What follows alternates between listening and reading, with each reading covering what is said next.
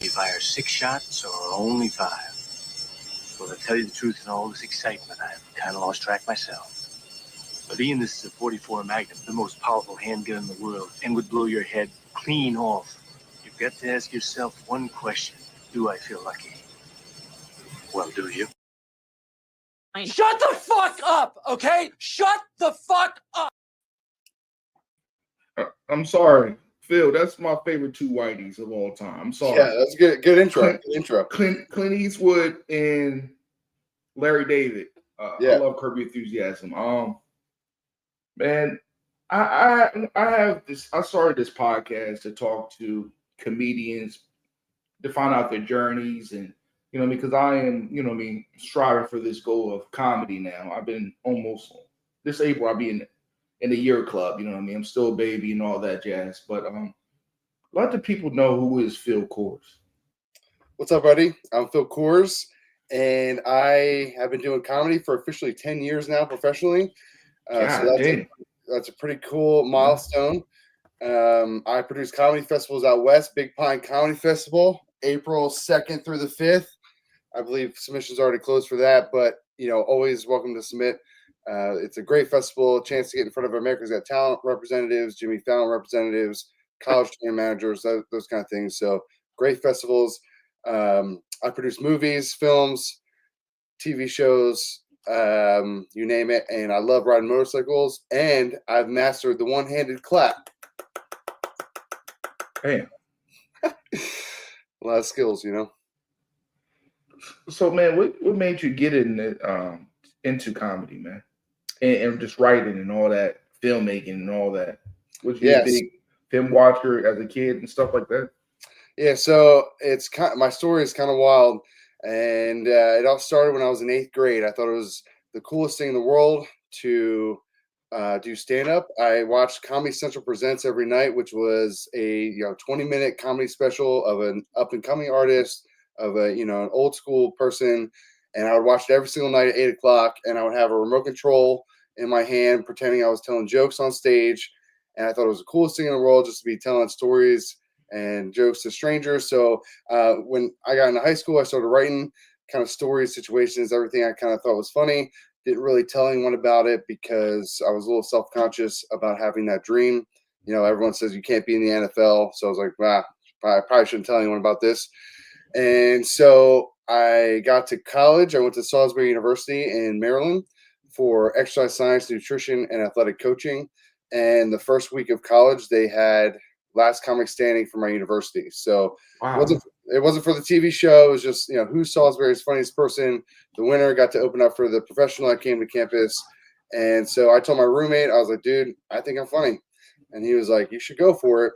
And so I brought out my notebook that I'd been writing in, and then I was in college for a week. So I kind of was like, all right, what's happened so far? What have I seen? And I ended up being the only freshman to make it to the finals. I ended up winning last comic standing. I opened up for Chad Daniels that semester. The next year I won again, opened up for Marianne Sirks that year. And then the last 2 years of college, they didn't do the competition. So I just wrote to the student board and I said, hey, I've been the student opener the last 2 years. Can I open for whoever's coming to the campus? And they said yes. So I did stand up all 4 years of college. That was 2009 to 2013. And then I graduated. I bartended for a while. And finally, I moved back to my hometown where I got a job as a personal training manager. And 2 months into the job, a woman by the name of Jessa Reed came up to my desk. And she's like, I'm trying to lose 20 pounds before I go on tour. And I'm like, what are you, a singer? What do you do? She's like, I'm a professional comedian. And I was like, I'll train you for free if you give me the comedy world. And she was like, deal. So I trained her as many times she wanted a week. And then I would go to her house after I got off of work, and we kind of went over my material. She's like, hey, this is like way too long. This is funny for your college friends, but you got to make it funny for everyone. And she was like, you got to understand, comedy is a business. You could be the funniest person in the room, but if you don't know how to email a booker, then you're never going to get anywhere. So I listened to her like everything. I took everything in like a sponge, and she put me on a cancer benefit in 2014. I was like to kind of kick off her tour. And I did 20 minutes for the first time as a paid professional. and she ended up losing a whole bunch of weight. And so she basically took me on the road with her. And then I met comedians like Bob Levy and Joe Conti and all these guys that ended up kind of taking me on the road with them until I was doing it on my own. So that's And yeah, it's a real interesting story, man. Yeah, That was a lot, man. yeah, I know. I did that all in one breath too. You got you said, man, I can, if I help you knock off the pounds, can you help me with this getting this career? And I think that was a real great move by you, to network like that, to get the advice. Yeah, and absolutely. I mean, probably not good for the gym, but I was like, Yeah. "Dude, this is my break in." I got fired from that place anyway, but it all worked out. And that was the golden moment. I was like, what are the odds of this woman just being in front of in front of me right now? And to this day, she's still one of my great friends, and she's really is what started it all as far as that professional level, because I did it in college, and I have tapes of it, and so I did have some good jokes, had good moments, but also I really didn't know what I was doing as far as any kind of training. And so she kind of really took everything that I was already doing and just molded it so that it fit my voice, and that it was just because I'm a rambler. So as you can tell. And so she's like, all right, you got it. But like, we don't need all this. We don't need all these words. Like, so kind of work it out. So she kind of gave me the confidence to know that my stuff was funny. I just had to get to the point a little quicker. And, that helped a lot. So when I was ready for that first show, I rehearsed as long as I could. And then I was like, I went on stage knowing that I was going to be funny and it was going to be a good night. And, I've been doing it ever since. That's like accelerated journey right there, Yeah, 0 open mics. The 0 open mics is straight to the big time. That's like unheard of, man. I know. I don't know how I got so lucky, but I think that fortune favors the prepared, and it was something that since 8th grade, that was all I did was think about, and nobody knew, and I was just writing, and just I was just it was such a something that I was like, man, I can do this. I would love to have that chance, and to even be able to do it in college. And then, leading to Jessa and all the other comedians that were helping me along the way were like, this is kind of amazing. But then you also realize that the comedy community is a lot smaller than you think. And there are a lot of people that are willing to help you once you get going. Like, for example, Adam Ray, I opened for him and maybe probably a year ago now, but it was at the Tempe Improv. And it was just me simply asking him. And I was like, dude, like, I've been following you around. Is there any chance I can get, a guest spot on your set? And he was like, yeah.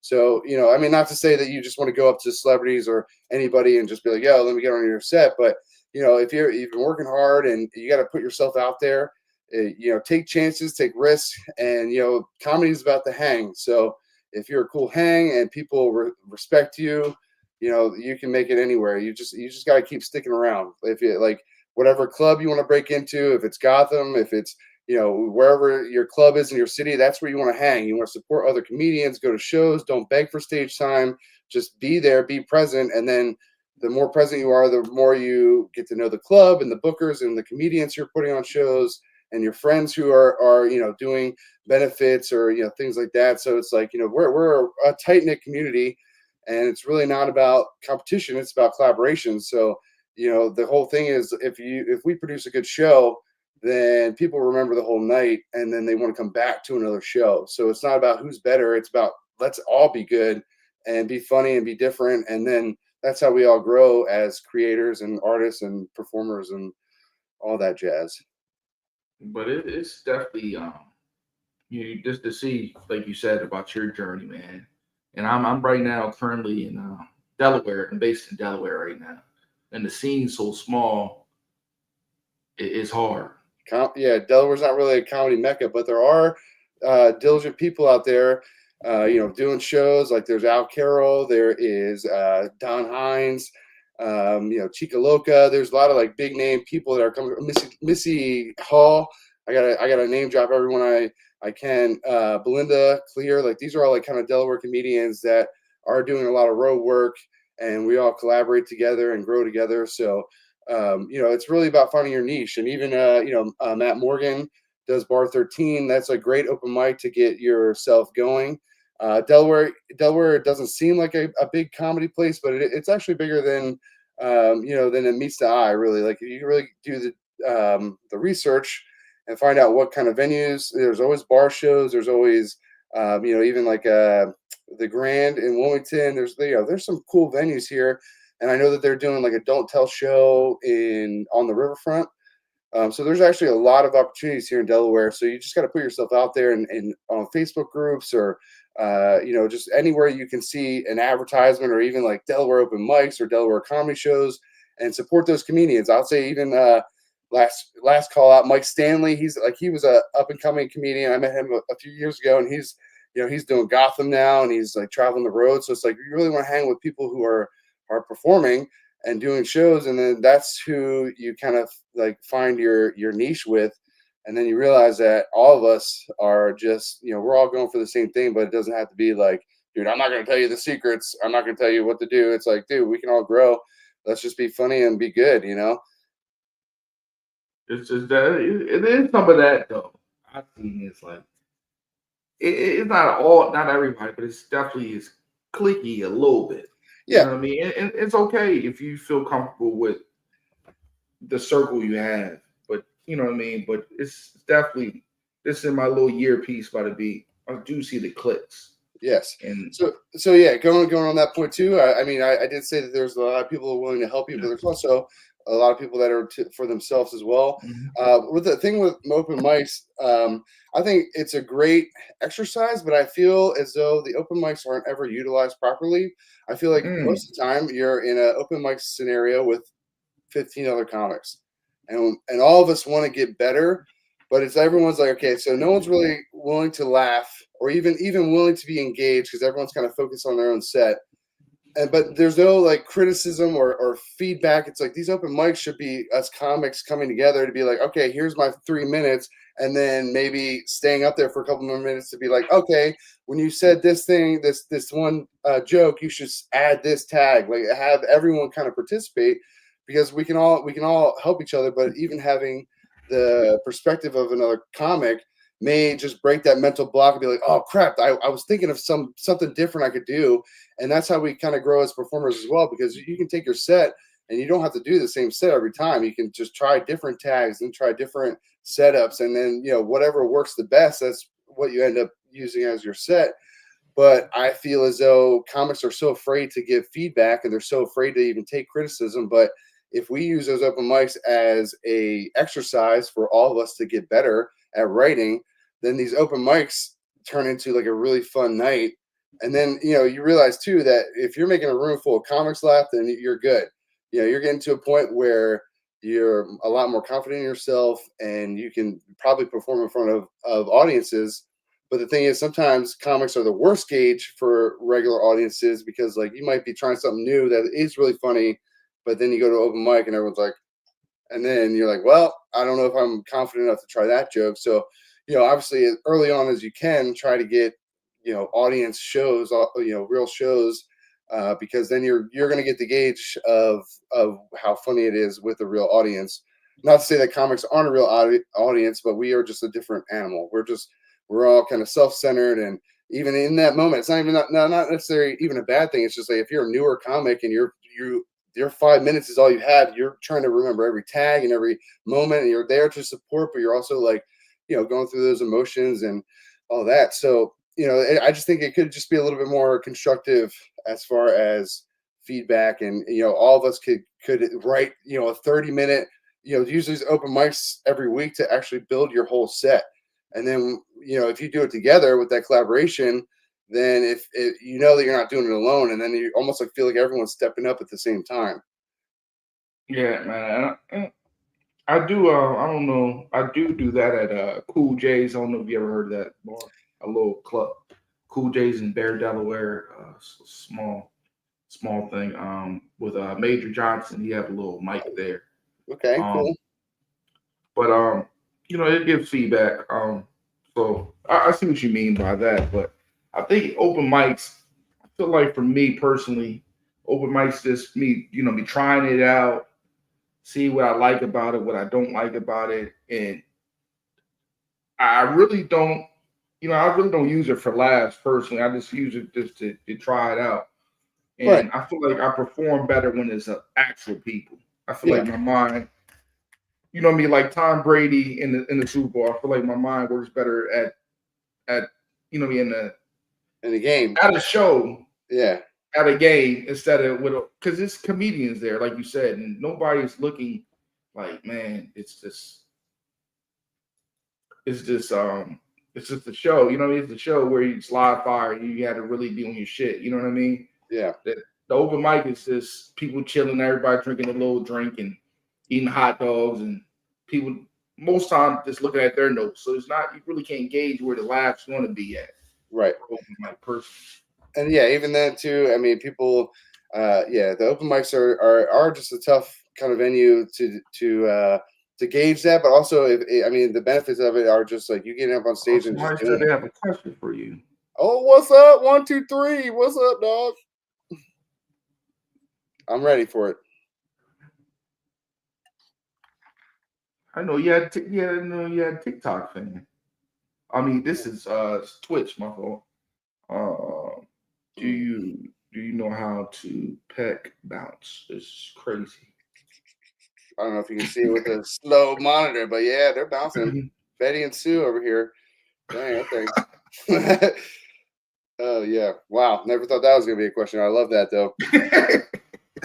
We're like talking about how to be a better comedian. They're like, how do you make your boobs bounce? I'm like, all This right. is getting crazy. I don't want to know what they else about that. I don't want no magic Mike on my podcast. I told my mom to not to chime in anymore. So yeah. So what are your next goals? What are your next shows? Actually, I got a guest spot with Mike Stanley in Boots on the Moon on the 14th. So I already did 4 shows. You know, I did the Good Karma last year. Have you ever heard of that? The Good Karma? Yeah, with Frank Vanola. Yeah, I did that. The Funniest Person in Northeast. Okay. I did the Cool J's with Major. Yeah, Major. I did DC, and I'm about to do Boots on the Moon. Okay. So that's, you know what I mean? So it's been a slow grind. I've been enjoying it. I told everybody this has been more therapeutic for me. You know what I mean? Comedy, man. To laugh about things that happen, you know what I mean? And you know what I mean? It's just a good way to express yourself for me personally. Absolutely. Yeah, you'd be surprised, man. You can have a lot of fun up there. And a lot of people say, oh, I wish I could do that. And some people end up doing it, and some people end up really loving it. And some people end up trying it once and be like, that was fun, but I don't know if I really want to do it. You know, it's just, you know, your taste for it. Some people hate it. They're like, nope, not me. I'll watch it, but I'll never get up there. So, you know, it is therapeutic. It's fun. And yeah, it's definitely challenging. It goes probably one of the hardest art forms because every show is completely different. You have so many factors, and I think that, you know, doing comedy is really just, it kind of makes you sharp in life as far as even giving speeches in front of people, and you know, just being more confident. I think it helps a lot in all areas of life. And so that would be for you, Phil, being doing it 10 years, man. Do you still get the sweaty shorts, man? Doing it? I sweat a lot generally, but not because I'm nervous. I found the stage is my home now. At that 10-year mark, I'll be letting a little gas. I'll be letting a little gas out, man. I'll be sweaty, man, like the state troopers on me. Yeah, I'll be sweating too, and that's just naturally. I'll sweat when I read, you know, so I can't really help that too much. But I definitely this year, probably within the last like 4 months, I finally found my voice and who I am on stage.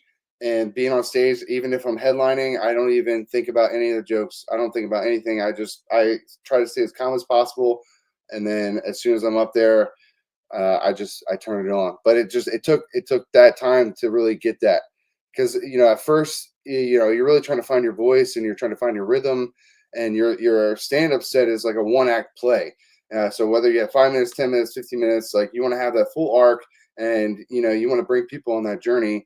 And so however you want to do that and who you want to portray on stage is, you know, how you want to be. But, you know, you got to learn. So it's like, you know, the steps, the rules of learning comedy. So you learn the rules of 3, you learn the callbacks, you learn this and that. And then you unlearn those rules because you want to challenge yourself when you're on stage. So it's like, okay, trying different punchlines, trying, riffing with the audience, doing improv, all those kind of things are going to help you build who you are. But then, there'll be a moment where you may not even know when it's going to happen, because I didn't know when it's going to happen. I always look at comedians that are just maybe saying normal things, but it's just who they are, and the audience is going nuts. And I'm like, dang, what is that? What is that thing that they have that's making them like just so good? And it really is that confidence. Once you find your voice and you're going to be good and the show's going to be great, then you don't have those worries anymore. But it does take the practice and the failures and the efforts, all those things to get to that point. Because even at first when I was working with Jessa, she was playing a previous meth addict, and that's her character. So that's like she was kind of twitchy and kind of jittery on stage, but that it worked so well for her, because that's like she was trying to paint that picture for the audience of like, oh, I used to be a tweaker, and that was just her stage character. And so when she taught me, oh, you got to have high energy on stage, I thought that whatever she was doing, it was high energy. So I'm doing the same thing, and I'm out of breath and I'm sweating, and I'm like, I don't even know what's happening. I don't know why this is whatever. But then it clicked. I was like, oh man, this is her character. This is her style. I got to find my voice and who I want to be on stage. And so now I've found that the best window that I have for my stage character or persona is the naive jock who kind of, gets himself into situations that he knows better or I know better, but maybe I'll learn next year, kind of thing. So it's like kind of more playful. And you have to just go through the time of figuring out who you are, and then even changing your voice over time, and then going through a pandemic, all those things like kind of affect your voice and who you are as a performer. And so those are all steps. But if you just keep at it and you never give up on the craft, that there will be a time and a point where you're just like, I got it. I figured it out. And it takes time. It takes the effort, and it takes the mics. It takes the road gigs, audition shows, bringer shows. You do everything, and eventually you'll know what's up, and you just keep going. Because it's not even then. Like I always think it's gonna be like kind of one show that's gonna do it, but it's really not. I mean, you're really in the grind for forever, and it's not even just about that one show. It's just about how can you get better and how can you improve. And there's always another level to the game than just one. Even America's Got Talent. You get there, that's great, but now that's a whole whole new pressure on you. People are watching you now, so it's like you can't use the same material all the time, and you have, what I mean. So there's all these factors that it's like just because you have these big shows or big moments doesn't mean that's like, all right, well you're set. It's like, okay, well now what's next? What do I got to do next to keep this and be better? Yeah. Man, so who were some of your influences early on, man, or still? So I would say the old school guys, as far as like Robin Williams, Jim Carrey, Steve Martin, those three guys turned comedy on its head. Steve Martin did something completely different, and he was so animated and so different. And Robin Williams was just, so smart off the cuff and, just all over the place. And, I think those were the guys that really influenced me a lot. And then that's why, we didn't even really touch on this stuff, but the film stuff kind of happened because an agent actually came to one of my shows, and he was like, dude, you got a good look for acting. Do you ever act? I was like, dude, I'm a jock, man. I don't do that. And then he was like, yeah, well, I'll get you some auditions. And then I actually fell in love with that part of it too. So it's like kind of that whole umbrella of the entertainment world is something that I really loved. And so those guys, the old school guys, like I feel like even that genre, maybe the 70s of comedy, were probably the best years of comedy as far as, comedians being raw, comedians being real, and then having respect and people just, believing in what their interpretation of life was and politics and religion. And I feel like those comedians really just knew how to captivate an audience, and they knew how to compel people to be like, wow, they are smart. I want to listen to their views and all that kind of stuff. And today it's a little bit different. People are a lot more sensitive, and you have to watch what you're saying here and there. And even if we were not, no comedians really trying to be malicious, but it's just, the way people take things. So the game has changed a little bit. And maybe it was like that then, but those were the pioneers that broke that stigma and were like, nah, we're gonna do this because this is what stand-up is. And even like Sam Kinison getting arrested and all these guys like just kind of just doing whatever they could to break all the rules and to teeter the line, but then also be like, this is the art of stand-up. So I feel like we need another generation of those people who are just not afraid to take risks and who are just, there to get it. And that's coming soon, I think. That's going to be you, really. I think some people are teetering. Like Mark Norman, he's kind of edgy. True. Yeah, you're right. I agree with that. Edgy, and Sam Morality, edgy. Yep. Tony Hinchcliffe is edgy. Oh, very edgy. Yeah, all the roasts. There are some. Those comics are the ones today that are actually obviously doing work and pushing the limit. But even Dave Chappelle, I mean, how brilliant that man is in writing. I watched him at the Comedy Cellar. It was a midnight show. It was like probably 12:30 already, and he did 2.5 hours, and it was whatever the audience said as far as a topic. He would just point to someone and be like, what do you want to talk about? They would say something. He would riff on it, make everyone laugh, and then he would do it again. And it was like amazing to watch a late night show and not a single person got up, and everyone was captivated with what he was saying. Everyone was laughing, and it was like, dude, how did you just pull that off at after midnight? And then we're all leaving the club at like 3:45 a.m. just being like, what Dave Chappelle just did that? Like, so, there's people who have it, that have that gift. And that's a really cool thing to have when you can just riff for, 2.5 hours. And it's like, and not a single person is like, hey, get me out of here. Everyone's captivated completely. So yeah, there's definitely such great comedians still today. But I do still hold the 70s genre as far as like those guys, Eddie Murphy, all those guys, like they were the pioneers of what stand-up is today. And so I really appreciate that a lot. So what is a couple more questions before we got 2 more questions for you. Yeah. What is your writing process? Are you a person that writes all of it out, or you just write a word down and what is your writing process? So my writing process has changed.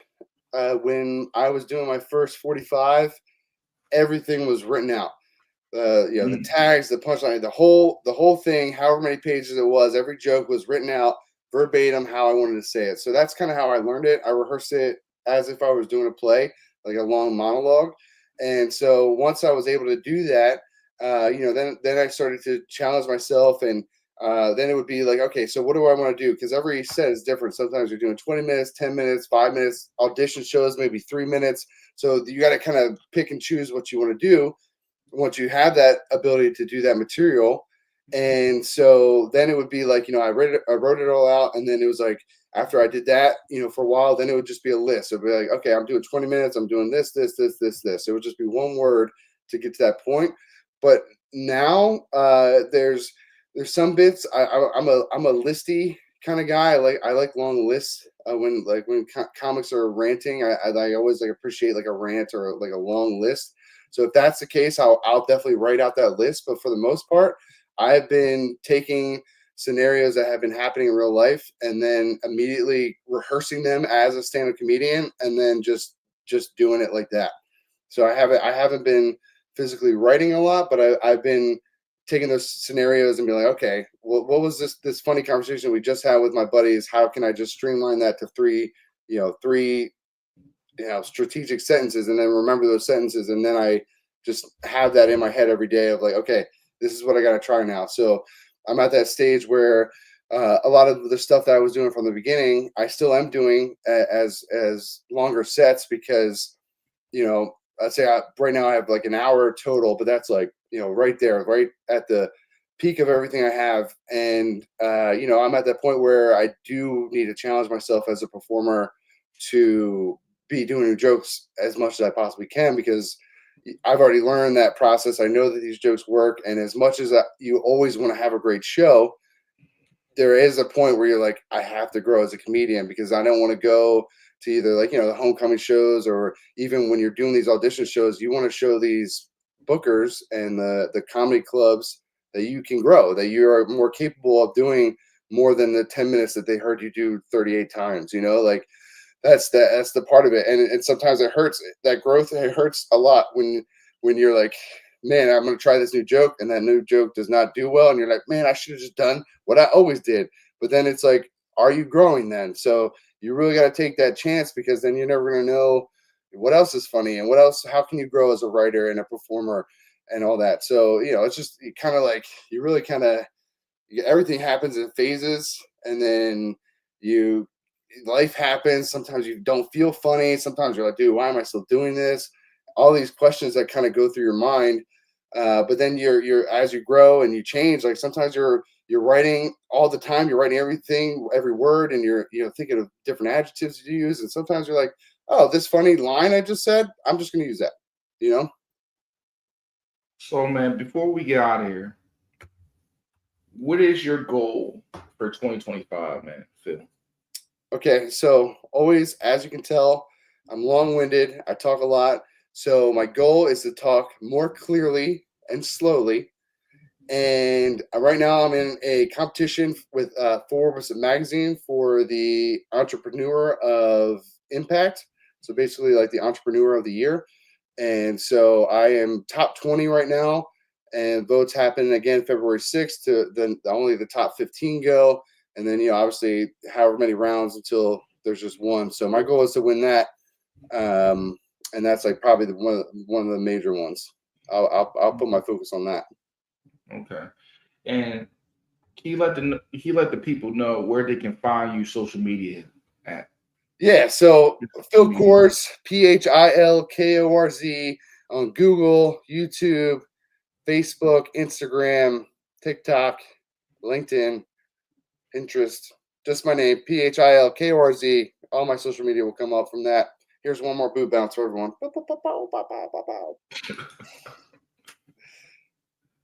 All right, man. I appreciate you coming on, man. Please like, share, and subscribe, everybody. And this has been another episode of Rod and Censor. And Yeah.